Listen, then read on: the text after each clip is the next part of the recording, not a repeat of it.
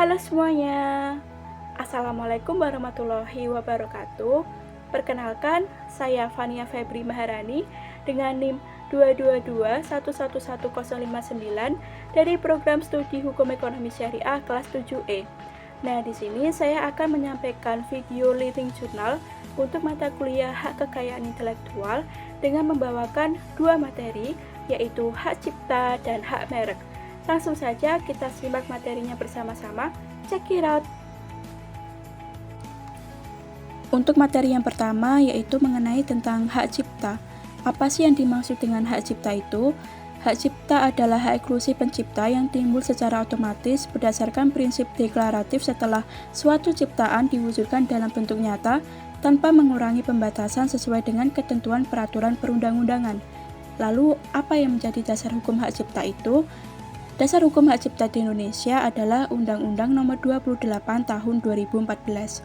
Selanjutnya, lingkup hak cipta, di mana lingkup hak cipta mencakup perlindungan terhadap karya orisinal dalam bidang ilmu pengetahuan, seni, dan sastra, seperti buku, musik, karya seni rupa, program komputer, dan karya sinematografi yang timbul secara otomatis setelah karya diwujudkan dalam bentuk nyata dan dipublikasikan. Lalu, bagaimana cara pendaftaran hak cipta itu?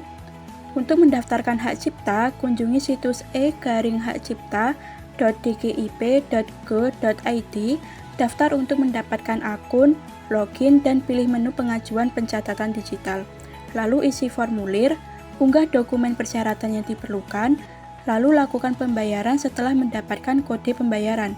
Setelah proses verifikasi dan persetujuan, Anda dapat mengunduh dan mencetak sertifikat hak cipta Anda secara mandiri.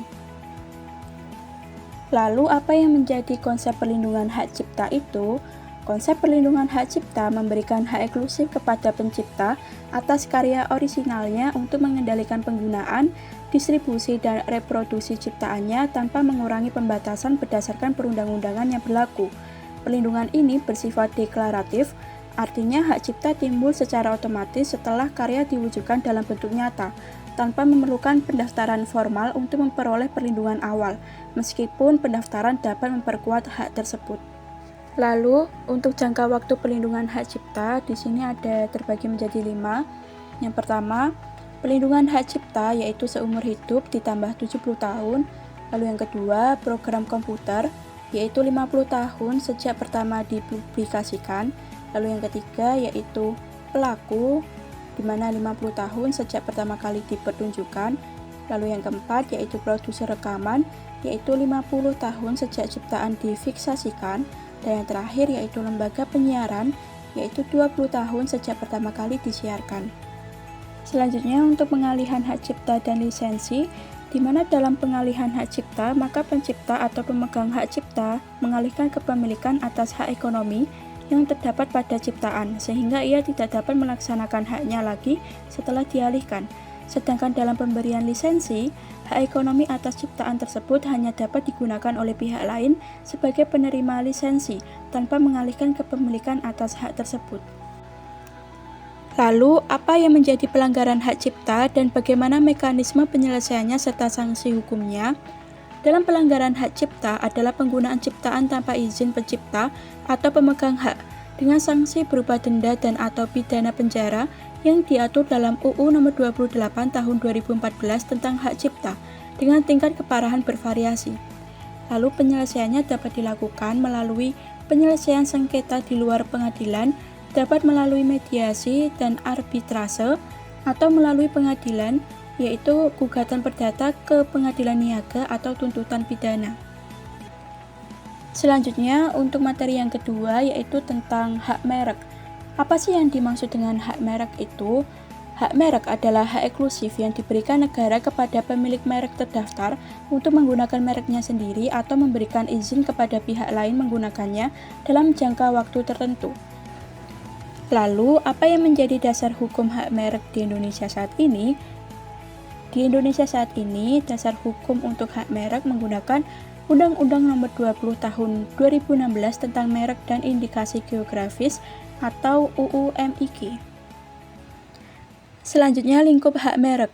Lingkup hak merek di sini meliputi merek dagang dan merek jasa yang mencakup tanda berupa gambar, nama, logo, angka, kata, suara, atau hologram untuk membedakan produk atau jasa mereka dari milik pihak lain. Lalu, bagaimana mekanisme pendaftaran hak merek? Meliputi pembuatan akun di situs DJKI, pengisian formulir permohonan, pemilihan kelas dan deskripsi barang atau jasa, pengunggahan dokumen, pembayaran biaya pendaftaran, dan pemantauan status permohonan hingga penerbitan sertifikat merek. Proses ini dilakukan secara daring melalui sistem merek.dgip.go.id setelah Anda memiliki akun dan telah menyelesaikan pembayaran. Lalu untuk jangka waktu pelindungan hak merek yaitu mendapat perlindungan untuk jangka waktu 10 tahun dan berlaku surut sejak tanggal penerimaan permintaan pendaftaran merek yang bersangkutan atau filing dates.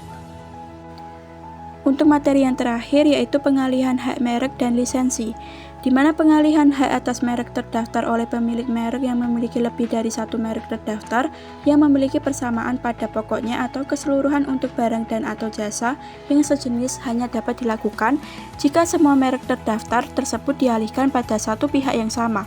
Sementara lisensi merek, pemilik merek dapat memberikan lisensi kepada pihak lain, baik sebagian maupun seluruh jenis barang dan atau jasa, tidak diatur harus kepada pihak yang sama.